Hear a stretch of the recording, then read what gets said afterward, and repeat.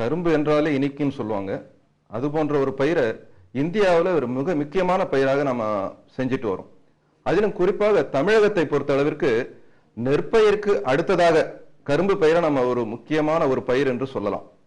ஏறக்குறைய இந்தியாவில் குறிப்பா தமிழகம் அதுல ஒரு 3% மட்டும்தான் கரும்பு பயிரிடப்பட்டு வருது அப்படின்ற ஒரு நிலைமை ஒண்ணு இருக்கு. அந்த நிலைமையில இவ்வளவு ஒரு முக்கியமான பயிருக்கு முக்கியத்துவத்தை கொடுத்து நல்ல முறையில் நாம் பராமரித்து இன்று விவசாயிகள் எடுக்கக்கூடிய நிலைமையை விட அதிகமான மகசூல் எடுக்கணும். அந்த ஒரு நிலைமையில தான் இந்த கரும்பு ஆராய்ச்சி முக்கியத்துவம் பெற்று வருது. நமது தமிழ்நாடு வேளாண்மை பல்கலைக்கழகத்தை பொறுத்த அளவிற்கு கரும்பு விவசாயம், கரும்பு ஆராய்ச்சி இதற்கு மிகுந்த முக்கியத்துவம் கொடுத்து 3 வித ஆராய்ச்சி நிலையங்கள் இயங்கி வருகின்றன. இதுல லீட் சென்டர் என்று சொல்லக்கூடிய அளவிற்கு நமது கடலூரில் இருக்கக்கூடிய கரும்பு ஆராய்ச்சி நிலையம் செயல்பட்டு வருது. இதற்கு அடுத்தபடியாக சிறுகமணி, திருச்சிக்கு பக்கத்தில் உள்ள சிறுகமணியில ஒரு கரும்பு ஆராய்ச்சி நிலையம் இயங்கி வருதுங்க. அதற்கு அடுத்ததாக மேலாளத்தூர் வடார்காடு பகுதியில வெள்ளத்திற்காக ஒரு சிறந்த நிலையமாக வெள்ளத்தை தயாரிக்கக்கூடிய அளவிற்கு கரும்பு ரகங்களை உருவாக்க வேண்டும் என்ற நிலைமையில அங்க ஒரு ஆராய்ச்சி நிலையம் நடைபெற்று வருது.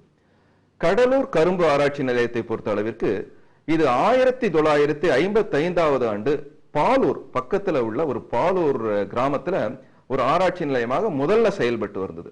அதற்கு அடுத்ததாக 1957 வருஷம் அந்த நிலையமானது பாலூரில் இயங்கி வந்த அந்த நிலையமானது இங்கே கடலூருக்கு மாற்றப்பட்டு முழு கரும்பு ஆராய்ச்சி நிலையமாக செயல்பட்டு வருது.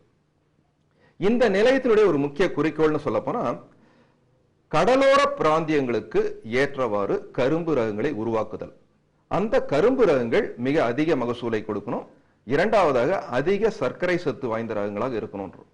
இந்த முறையில ஏறக்குறைய கோ 671 என்று சொல்லக்கூடிய ஒரு மிக முக்கியமான ரகத்தை கரும்பு மகசூலில் தமிழகத்தில் ஒரு முக்கிய புரட்சியை ஏற்படுத்திய ரகம் என்று சொல்லக்கூடிய அளவிற்கு இந்த கோ 671 ஒரு ரகம் முதலாவது ரகமாக ஒரு தமிழ்நாட்டிலே புரட்சி செய்த ரகமாக வெளியிடப்பட்டிருந்தது.